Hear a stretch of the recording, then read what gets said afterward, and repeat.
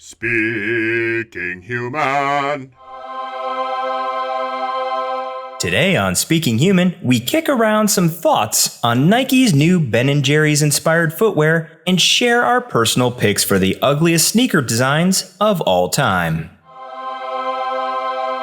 Speaking Human. Welcome to Speaking Human, where we simplify the world of marketing for humans. I'm Shad Conley, and with me is my co-host, Patrick Jebber. And Patrick, I know you've been thinking it for years. What could be better than combining sneakers and ice cream? Just take that scooper, drop that ice cream inside those sneakers. It'd be squishy.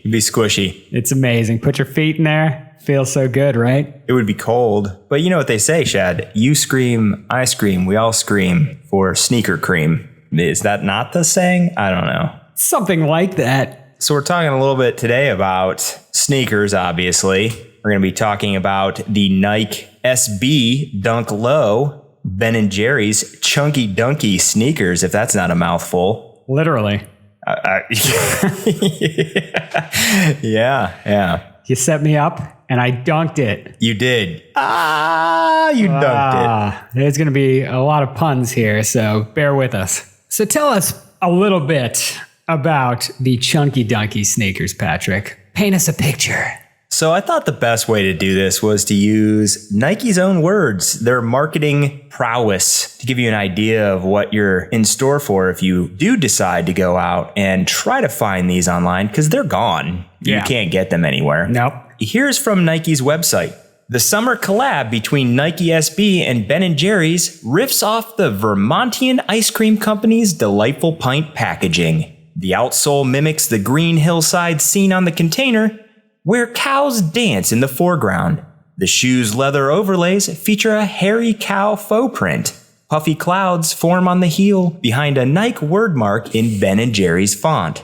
There's tie-dye on the lining and sock liner. Finishing off the look is a drippy swoosh in the B&J's gold. So that's a little bit about the design of the sneakers. It's an eyeful. Yeah, it's an interesting shoe. If you've ever seen, Ben & Jerry's ice cream and you picture what it would look like rolled out, smashed into sneaker form, that's basically what it is, and probably the best version of what that would be, I would say.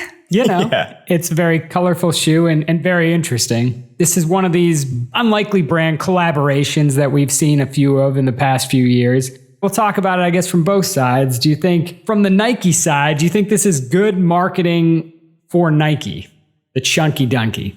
Well, this is Nike's thing. A lot of sneaker companies do this, right? They do these collaborations with either designers or athletes or whoever. I mean, it is good marketing for Nike because they have to keep things fresh and new, and doing things like these collaborations with other brands, I think, draws people in. The marketing itself is clearly working. I saw this stat from Forbes that Nike's Air Jordan brand, for example, of basketball sneakers, generated over $3 billion in 2019. To give you a sense of that number, Nike generates $39 billion in yearly revenue. Wow. It's big business, right? Just that one brand. So what do you think? Yeah, I think, Nike knows exactly what they're doing. The SB Dunk itself has a pretty interesting history, just that shoe on its own. The Nike Dunk shoe originally started out, it was a basketball shoe released in 1985,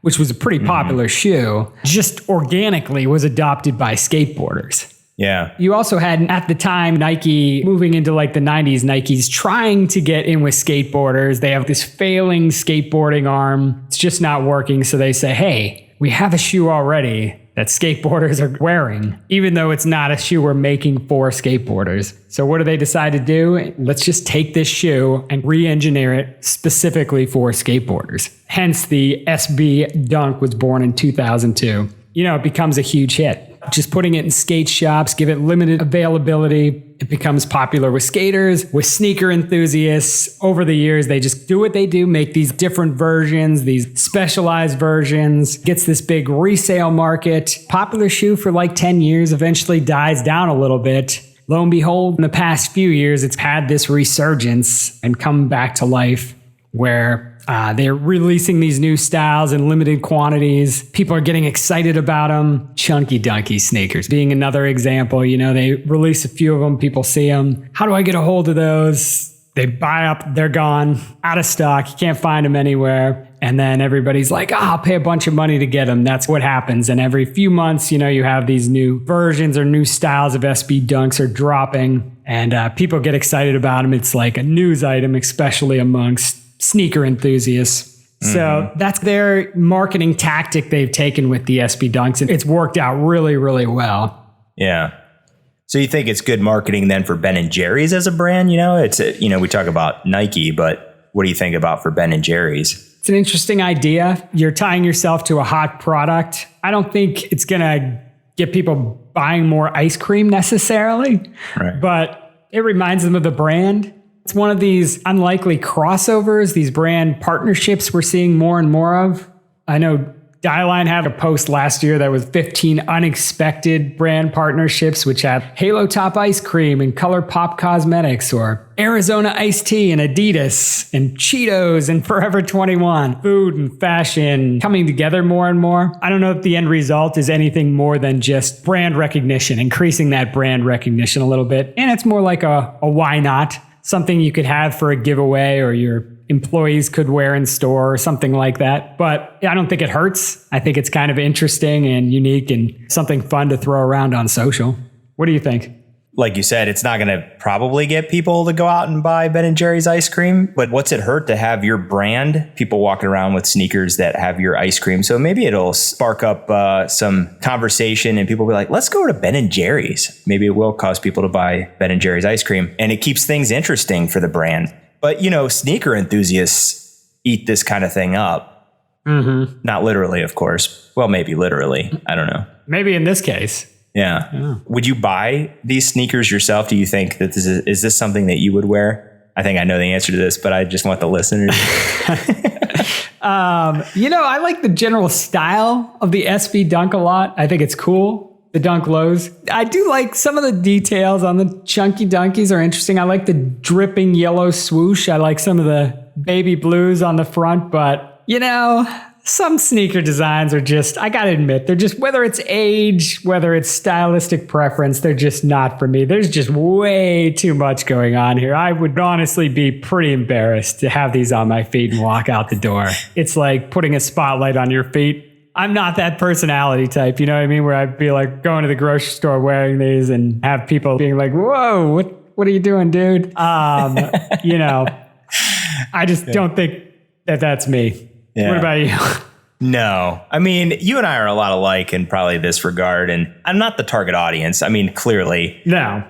And that's okay. Like you said, I do appreciate design, and I appreciate good and bad design. I could see a lot of times, even in bad design, I could see what they were trying to accomplish, what I would consider bad design. I'm not saying these are bad design. I think these are interesting. I couldn't pull these off. It's just not my style. I know people who could wear these and are confident enough. I guess maybe it's confidence, right? Yeah. You know someone who would wear them and you wouldn't think twice. You'd be like, that's like who you are. You wear bright colors. You're that kind of person. I wear like muted grays and blues. It also is worth saying, it looks like the brand. It looks like Ben & Jerry's. It looks like a container of Ben & Jerry's. It's capturing that essence. So it does do exactly what it's trying to do. Despite what everybody thinks, design, I think, is subjective. Yeah, hugely. We'll get to this later in the show when we do our personal picks. I'm not sure if there's anything more subjective than sneakers. What somebody thinks are like a good looking pair of sneakers. There's just such huge variation from person to person.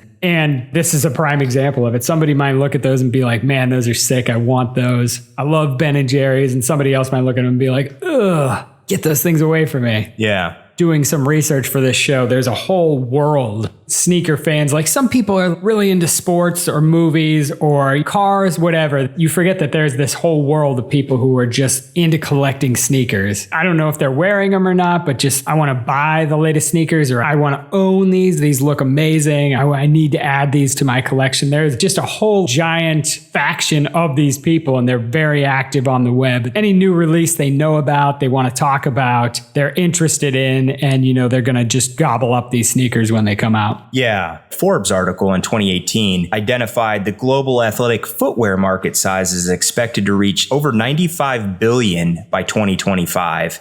Another statistic more recently from Statista, they forecasted the revenue by 2024 was going to be almost 98 billion. So that's actually a little bit more than what Forbes cited in 2018. So you could see the market is huge for sneakers. Huge. I mean, almost $100 billion. That's crazy to me. A fashion item, but they're also like a mainstream, something that everybody wears, something that I think everybody can kind of appreciate in some way. Just a really interesting item and something that we're obviously going to dig into a little more in a minute beyond just digging into a pint of Ben & Jerry's. So in a minute, you'll find out if Chunky Dunky cracked either of our lists of the most atrocious sneakers ever constructed. But first, let's get a quick word from our sponsor.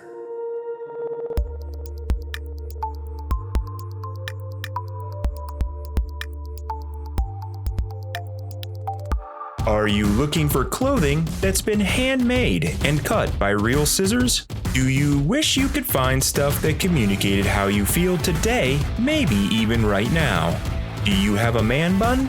Okay, maybe we went a little too far with that one. But really, if you're looking for positive messages that have a sarcastic flair, Smash Stuff could be what you've been searching for. Smash Stuff. Smash Stuff is built on the idea that there's a simpler way to communicate. Shirts, hoodies, coffee mugs, stickers, all with messages aimed at making a definitive statement. Let our products speak for you. That's Smash with 2 H's because we like to emphasize things we believe in. Check us out at smashstuff.com today. Legally, we're not allowed to say with 100% certainty that Smash Stuff is right for you. We also are not allowed to guarantee it, but we do think that there's a 70-30 chance. Wait, what? What do you mean? Oh, okay. Let's say there's a 60-40 chance. Wait, what? Oh, come on. Okay. Chances are that you might find stuff at smashstuff.com. That's Smash with 2 H's because we like to emphasize things we believe in. Visit smashstuff.com today.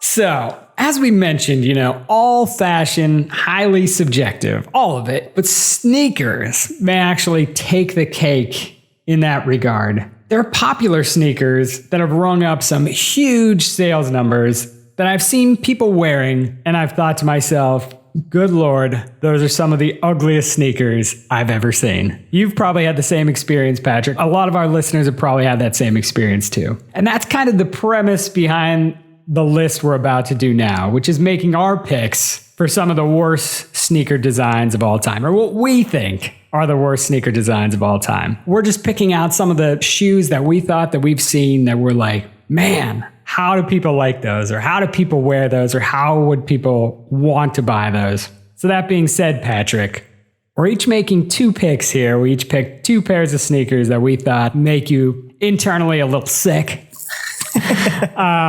How did you come up with your picks? What was your strategy for picking your sneakers here? I looked at some of the worst of sneaker lists online because there is thousands and thousands and thousands of sneakers to choose from. A little overwhelming. I'm sure sneaker enthusiasts probably could come up with a couple off the top of their head as the worst. And this is where we go back to it being subjective. So me looking at some sneaker lists, I found a couple that were immediately like, oh, these are definitely the worst of the worst. Could there be worse ones than the ones I mentioned? Sure. I might change this list in 3 minutes after we end the podcast and be like, oh, what was I thinking? This one is way worse. There's a bunch of ugly ones, right? There's a bunch of just horrible looking designs out there. Yeah, that's the thing. There's so many. I took a similar approach where I just had to comb through a ton of these worst sneaker lists just to get things narrowed down. It's like when we did the best band names and we had to start from our own music list or whatever, because you have to narrow down the scope some way because there's so much out there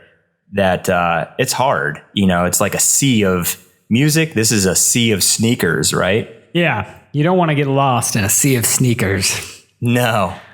Especially sneakers that have been worn, because then it could get really stinky. Nobody wants that. Well, so let's kick things off, which is appropriate here today. What do you have first? What's your first pick for worst sneakers ever? So my first pick is this pair of sneakers that I found, the Nike Air Footscape Woven Motion Animal Print. I don't know if you saw these. This was on an Esquire's worst list of sneakers. And here's why. If I'm picking a design that is horrible, one reason is that the design somehow invokes a gag reflex.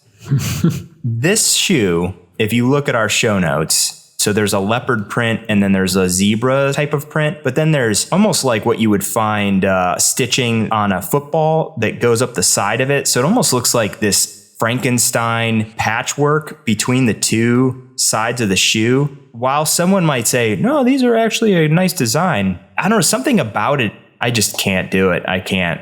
And who knows, maybe they're very comfortable, but they're ugly as sin. Yeah, I'm looking at them right now. I agree. The leopard thing is one thing. That is, you either are into the leopard stuff or you're not. But man, the weird stitching, and then it looks like the laces are kind of curved. Mm-hmm. That creates a really uncomfortable element to me. I don't know why. I don't know what that is. It does something that just really throws you off. It's very like Frankenstein-esque for me. It feels like you murdered that animal and put it on your feet. Like you said, if it had just been the animal print, I think this wouldn't have made my list. It's something about the stitching on there. Yeah, and it's the wonky way that's done. That's the thing with some of these shoes that you look at. It's like, it's almost like a bad movie. You know what I mean? Like anybody can make a bad movie, but it's the particular detail with how it's done that makes it super bad or takes it to another level where you're like, ugh. Yeah.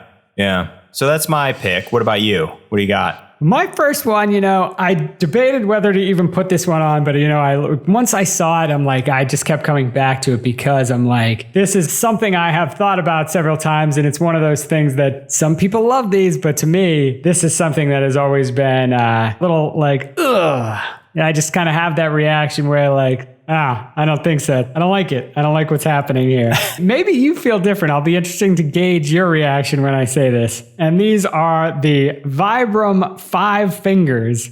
For those of you who don't know, these are the shoes that are like gloves for your feet, with spots for your toes where you can see the toes. And they kind of became trendy with the minimalist running movement. I want to say around like 2010 or somewhere in there, where people were saying it was better for your feet, your body, your posture. You wouldn't get injured as much if you ran barefoot. You can see the toes. You can see the toes. I've never actually worn them, but it just looks real uncomfortable. They're always like bright colors, and it's a glove just outlining your toes. And it always just struck me as a little disturbing. Now tell me, Patrick, do you wear these? Do you own these? It strikes me that you might. You think I wear them because they're so ugly? I think you might be wearing them right now. I walk around with my feet hands. Yeah. I tend to agree with you slightly on this. I don't have as much distaste for them as you do probably, but I remember thinking back when they first came out, I thought, that's really weird looking and strange. And then I read about them. I like minimalist shoes, so I'm a barefoot type of shoe wearer. So I had heard that these were really good for your feet. And I thought, well, maybe I would try them. And I never ended up getting them because it was weird. I tried one on one time and I was like, I don't really like the way that it feels in between my toes. Yeah. It was actually kind of a strange feeling. So I thought, well, any good it does in terms of being good for your feet, I would be more uncomfortable having these little sock finger things on my toes. So I do get that whole side of the market where they're trying to say, well, this is good because your toes can spread. But I also understand why it's weird. So design wise, yeah, I get it. So yeah, I don't want to knock anyone who's had amazing success, running with them. But to me, I think of them as this is an example of the power of marketing. I don't know. I felt the need to include them because they did cross over somewhat into that mainstream for a while. Also of note, in 2014, the company did lose a class action lawsuit for claiming their shoes could decrease foot injuries and strengthen foot muscles without having any scientific evidence to back that. They had to put aside like $4 million and pay refunds to anyone who bought them because of that. Whether that's true or not, they just don't have the proof. Luckily, I didn't pull the trigger, right? I feel like just for those toes, man, shoe toes, it earned a place. Don't like it. So my second pick is the Adidas Kobe 2. There are a ton of moon boot style sneakers that have delivered bad designs in the past. So many of these are unwearable, but this is something that I just can't imagine anyone wanting to wear. Sadly, the simple lines and the design isn't necessarily bad. As a sculpture, maybe these could work. As a shoe to put on your feet, not so much. They just look like something you would see an astronaut wearing with a spacesuit. Without a spacesuit, you saw these on someone's feet, they might look like they have Mickey Mouse feet or something, you know? So this one made my list. These came out in 2001, so they're roughly 20 years old. What do you think of those? To make this a little anticlimactic, I think we're in lockstep on this one. The Adidas Kobe 2s are far and away the ugliest sneaker I've ever seen. They're also my pick. And they came up, when looking through these lists, that's the one shoe I think you're going to find on almost every one. You see them and I can't believe these are real, and they were a mainstream release from a big company and a major superstar. You describe them as like moon boots or astronauts. When I see them up close, I think of something you would see in like a futuristic movie, but not a shoe, like a car or a bed, or maybe like marshmallow slippers, something like that. They're just, I can't believe they'd be released as basketball shoes. And I get that they were probably like, let's blow it up. Let's create something like nobody's ever seen before. But they're just so far away from being appealing to the eye. No lines. They're just all puffed. Nothing really there that's pleasing to the eye. And Kobe, who was one of the most like marketing savvy of all the athletes, I'm just shocked that he would let his name be attached to these, or he would think those were cool, or like anybody really would put their eyes on these and be like, ooh, those are great. Yeah. It's a very minimalist design, in comparison to like the Chunky Dunkies. These don't have a lot of color. They don't have patterns or textures. It's just a big, you called it a marshmallow. It's a big, moon boot. If you shot a low budget space movie, you notice that I say a low budget space movie. Yeah. You would think, oh, that makes sense. That's a spacesuit. The design, I don't think is bad. It's just for a sneaker, especially a basketball sneaker, any kind of sneaker. No, it does not work. Yeah. And you make a good point, like low budget, because they don't look cool, right? They're not like cool, futuristic, boring, futuristic. I don't know. I wonder though, you look at them, I'm like, are they super comfortable? Do they have like that going for them? Maybe they have jets in them and you could fly, and maybe that would make it cool. Still a maybe. And obviously it proves the Kobe 2 is something special. We're limited to 2 and it made both our lists. I mean, that is a standout shoe right there. Yeah. Shows too what we were saying earlier in the podcast, that we're very similar in our style. So it makes sense that something like that might cross both our lists. Yeah, that's true. Well, on that note, let's get our final nugget of human wisdom.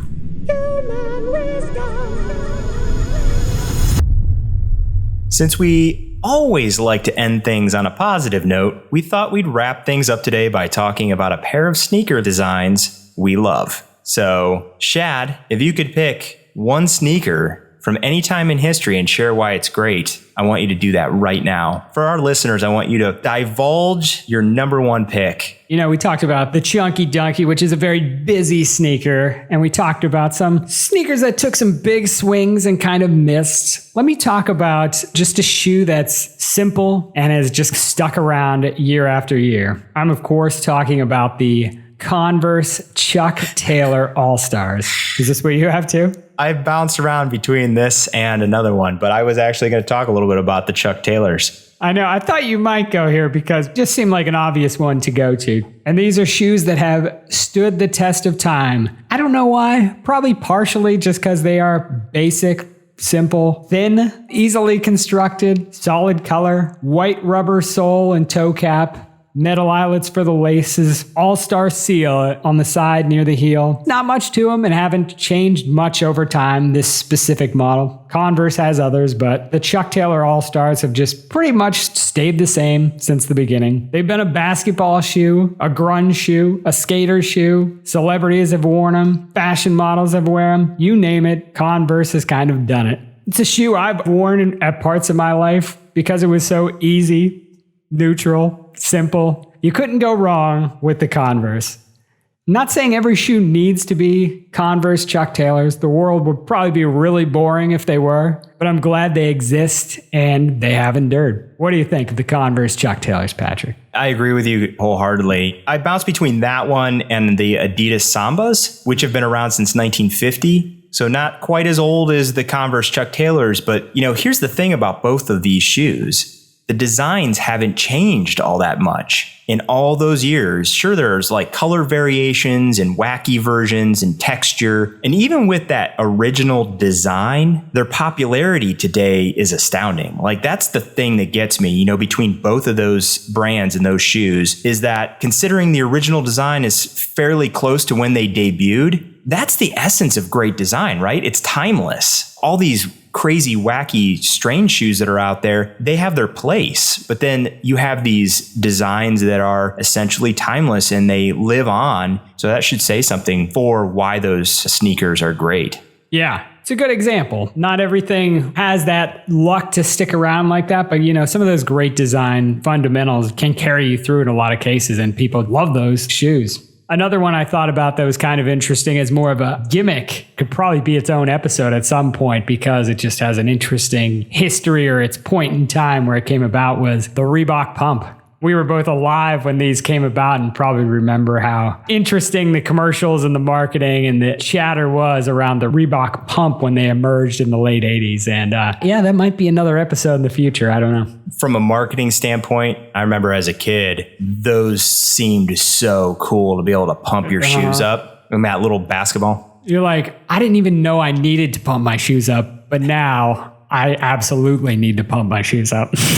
Yeah, oh yeah. And I spoke a little bit about the Air Jordans. Jordans, when I was a kid, around 1990, when the Air Jordan 5s came out, they're looked at as classics now in terms of the design. But back then, they were just so cool, you wanted them, right? And they were probably far out in terms of design back then, where I'm sure older people were like, ugh, what are those kids wearing? Yeah, there was nothing cooler. That's if you were like super cool. That was the sneaker you were wearing. And if you could afford them, right? Because they were expensive. That was another thing about the Reebok pump, was they took, I think, sneakers to prices before that they had never been to. Yeah. And I remember my mom, when those Air Jordans, I was like, man, I really want a pair of these. She was like, how much are they? What? For shoes? For shoes? Those things you wear on your feet. So I think that's a pretty good list, and I think a good topic. You could find a lot of sneaker articles on the Speaking Human website. And you can also find a lot of the imagery and links to these lists on speakinghuman.com in our show notes. You're going to want to see some pictures of these, I'm sure, as we're talking about them, even though we create such vivid imagery in your imagination. We have a watchable version of the podcast now, too. So when the watchable version of this episode comes out, we'll also have the images of those shoes within the video, which is kind of cool. So convenient. We try. But anyway, so that's it for today's episode. Like I said, you can find all the past episodes on speakinghuman.com. Check us out, even on YouTube. You can do that, too. We'll be back faster than you can find a pair of chunky donkeys for less than the price of an iPhone X, with another episode of Speaking Human. Catch you then, humans. Speaking Human.